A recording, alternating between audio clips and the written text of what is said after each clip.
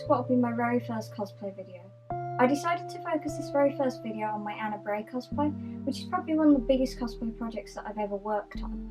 I really hope you enjoy watching this. It's important to always do research before starting any cosplay project like this.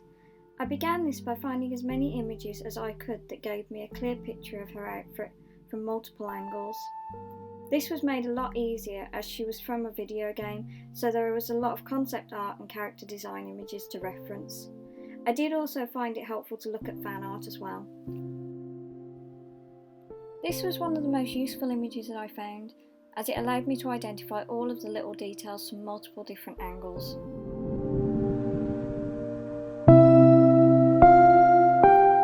I made a mock-up of the arms, vest and trousers from calico, bearing in mind there would be adjustments to make as vinyl PVC fabrics behave very differently from calico.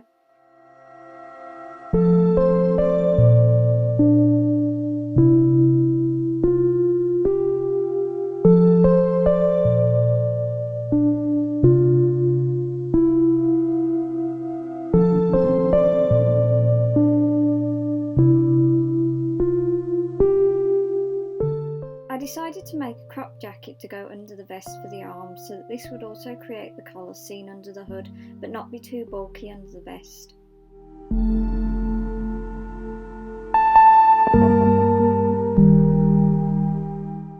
At some point I do want to change the zip to make it easier to get on and off, but couldn't get one at the time in white that separated.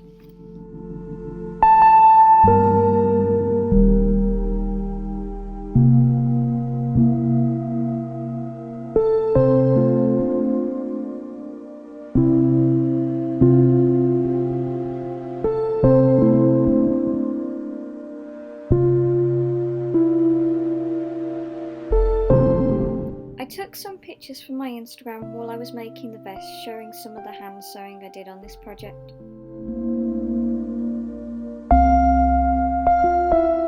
The vest has a side zip to get in and out of it.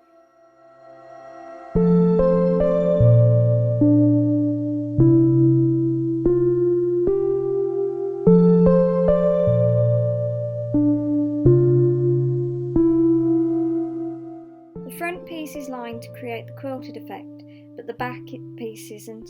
This was to stop it from being too hot. A lot of the edges aren't hemmed, as I wanted to make sure there was no bulky edges where there shouldn't be. I used press studs to attach the hood to the vest.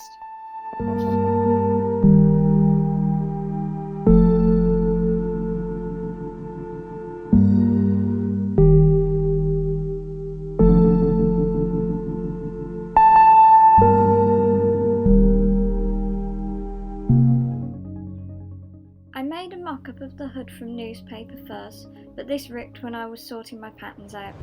I then made some pieces from calico, but have since reused them for other mock-ups.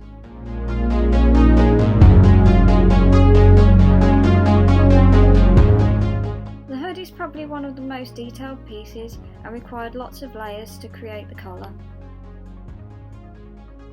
Because of its shape and size, after a certain point I had to do a lot of things by hand.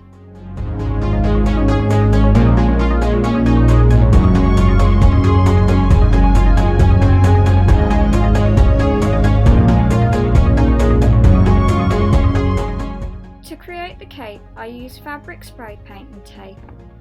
I used two pieces of cotton, one for the inside and one for the outside, which helped to add some weight to it.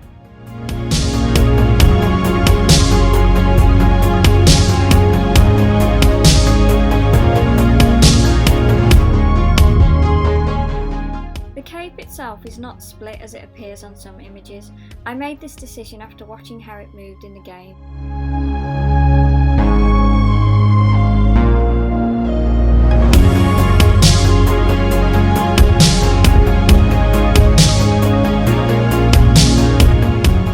One thing I learned while making this cosplay was that you should never make trousers from this material. It's really uncomfortable and gets very hot. Especially the fact that for this colour I had to buy some PVC vinyl that was about twice the thickness of all the other pieces of material that I had. With the events of the past few months, I decided that I would start working on the Ana Bray cosplay again to make all the improvements that I felt needed to be made. I remade the trousers using 2 layers of cotton to create the quilted effect, and also added the knee pads this time.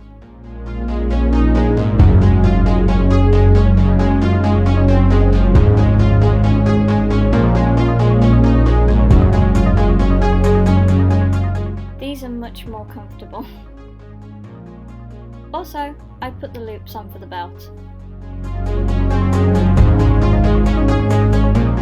I finished this cosplay last year and took it to MCM, but didn't have a wig. Overall, I was happy with it and pleased that I had completed a project of this size. A lot of the small pieces I had rushed to finish though, which is why I decided to work on it again this year.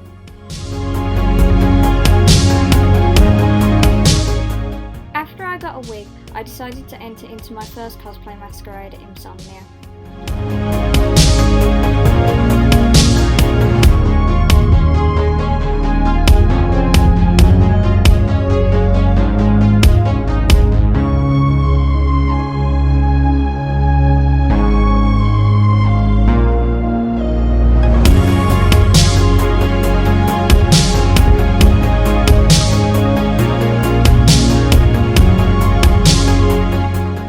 I hope you enjoyed this video, and if you'd like to see more cosplay stuff then please let me know in the comments. I am planning to do a part 2 to this video, in which I'll go through all the other little bits that I haven't gone to already, so I really hope you tune in for that video as well. Thank you, bye!